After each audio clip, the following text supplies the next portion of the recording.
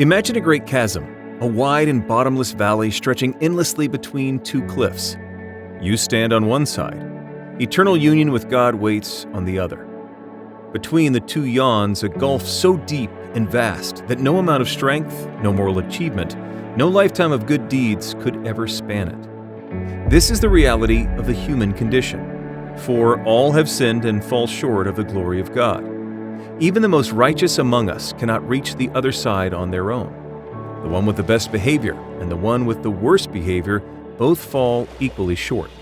The chasm is not crossed by merit, effort, or intention. It is crossed only by grace. Grace is the unmerited favor of God, the divine gift we cannot earn and do not deserve. It is by grace that the bridge is extended. It is by faith that the bridge is received. It is by cooperation that the bridge is crossed. Faith, then, is the key that lays the first plank of the bridge. Faithfulness is the walk across it. But understand, faithfulness is not powered by human will alone. It is made possible only by the grace of the Holy Spirit working within you.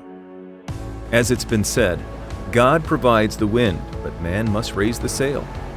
The moment you choose to walk in God's will, you open the sails of your soul and invite the wind of grace to carry you forward.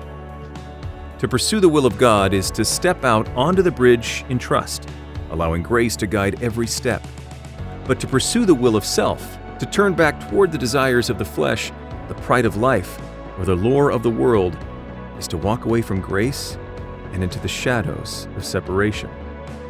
It is said, our worst days are never so bad that we are beyond the reach of God's grace, and our best days are never so good that we are beyond the need of God's grace. The grace of God is unearned and unearnable. But if we ever expect to grow in grace, we must pay the price of a consciously chosen course of action. That course of action is this: to make God's will your will, seeking to glorify Him in all you do by pursuing a virtuous life. For it is in this lifelong pursuit that grace flows more freely, more fully, not because you earn it, but because you learn to receive it. The more you walk in virtue, the more your soul is strengthened to carry grace. The more you align your life with God's truth, the more your desires are purified, your passions ordered, your will conformed.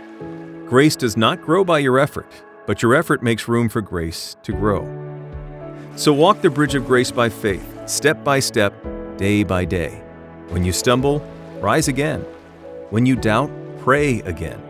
When you grow weary, rest in Him. You are not called to sprint across it in your own strength, but to walk faithfully, trusting the Spirit to uphold you, renew you, and carry you forward. For the grace of God is not just the narrow bridge you cross. It is the wind beneath your feet. It is the light that guides your way. It is the love that draws you home.